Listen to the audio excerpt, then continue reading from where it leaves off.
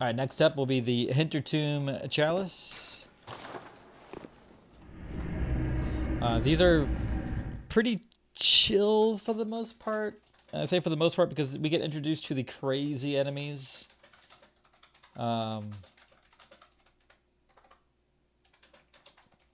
Those, I don't even know what they're called. But you'll learn that pungent cocktails don't always keep them aggroed. Actually, you know what? I'm gonna go back real quick. I need to put on the claw mark rune, the second one, because the first boss we fight here is the man-eater boar, and the backstab visceral doesn't kill if I only have one of the claw marks on, and he can do a back kick. He can do a back kick, which I think regular pig enemy cannot do. So you think you're fine, like backstabbing visceral, and then go for an R1, but you can get insta kicked by this pig.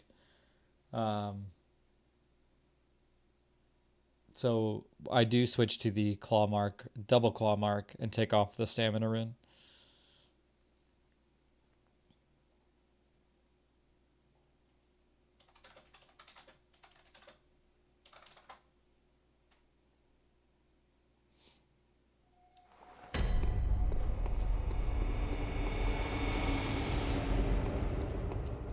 Let's get our elixirs ready. Grab the lamp.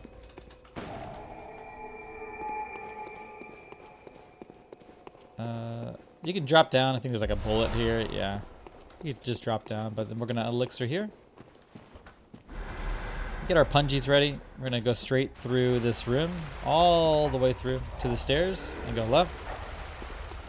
And one of those crazy guys are about to come at us. We're going to get ready to throw a pungie over there. He's frozen. Wow.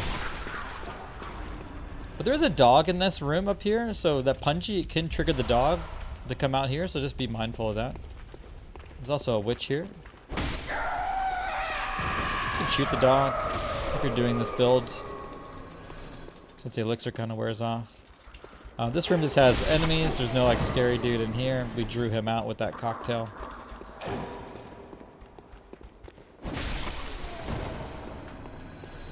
But pretty simple for the most part.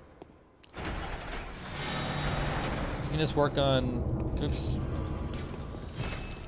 It's kind of that pungie timing, bringing that enemy down. You just gotta be careful too when you're killing him, because he can get crazy on the pungie and he can hit you while you're trying to kill him.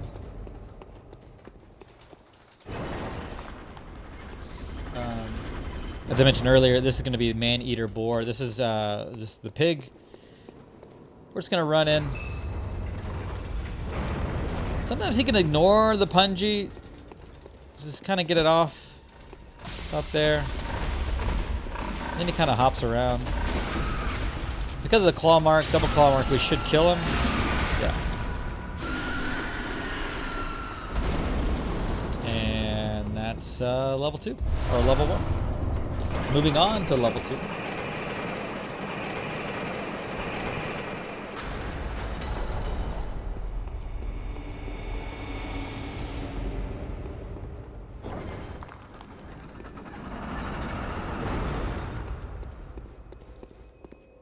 This, you can kind of see him there, the little gunman here. We can just kind of run up on him.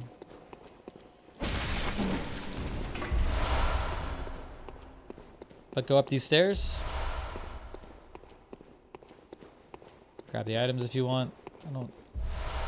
Yeah. You get a little poison swamp in here. You can kind of roll through it. He's gonna throw some knives at you. Just kind of roll through them. You should have some antidotes just from pickups earlier in the game. There should be some enemies on the other side of this door. Just roll back. And don't run through the middle of this room. That triggers, this triggers enemies to spawn, so just go around this. Go kill this guy.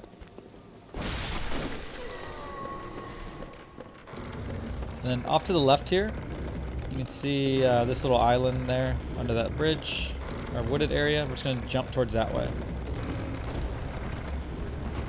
And there's a little opening here. So we're going to elixir. There's going to be rats and another one of those crazy madmen.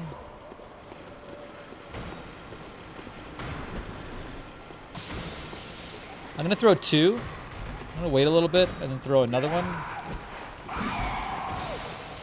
Then grab the lever. And then I'm going to run to the back of the room to put that lever between me and the crazy guy. Look, there he is. Look, 2 pungies. And he was already there. So yeah, that's how just bad these guys are. Run in again, kill this guy. Get a beast blood pellet ready. This is Undead Giant number 3. This one, if you're doing this build, is pretty straightforward. I'm gonna pop a pellet here. I'm gonna run in and stop a little about halfway. We want to trigger, yep, that. I'm gonna roll through there.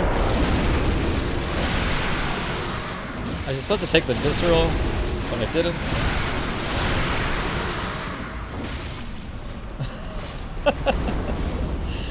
He just dies anyway, but yeah. And that's level 2.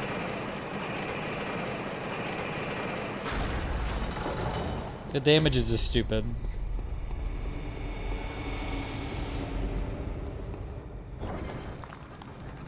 That's what I mean by you get a nice breather after doing that 30-minute chalice. We're already in layer 3. Alright, we're gonna go in and go to the left.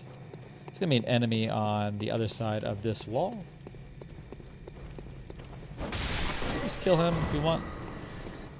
And move on to the upper right exit. So it's going to be a gunman to the right here. He's already firing at me. So just kind of stay moving. Because he is, this guy has some auto aim going on. So antidotes there. You'll want to come up here. There's some bone marrow ash. Definitely want that. Save some money. In this room, we're going to elixir. Put in bone marrow ash and have pungies ready. So elixir before the door, bone marrow ash, pungies. Gonna walk in, target him, shoot him. Throw the pungie for him to go all the way down there. But knowing them, they might come all the way back up. So we are gonna run on the other side. Mark out. That's it. That's all. That's all you do there. So no extra item grabs in the Hintertombs, or at least in this one. The normal Hintertomb. So we're just gonna run across for the boss fight. And this will be Bloodstarved Beast. If you want to buff up, you can. I don't waste the resources. You should have enough resources throughout the run. You get a lot of insight, but I'm one, like, if I really don't need to buff, I'm not going to. This one is Bloodstarved Beast inside Poison Swamp. Honestly, I just bring her over here. The lamp is like right here. I just come over here. It gives me space. I don't have to deal with the Poison Swamp.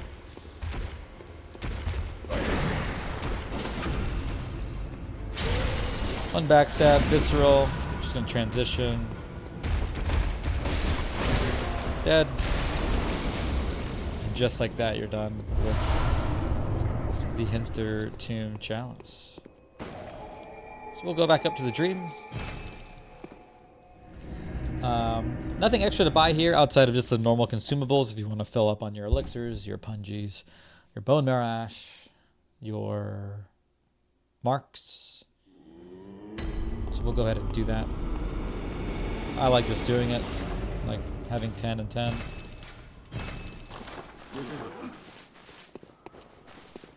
We have some extras here in our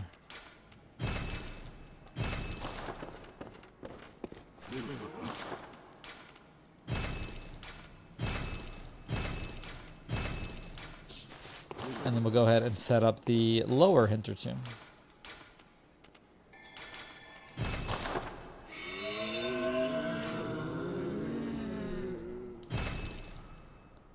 But that is it for the first Hintertomb Chalice.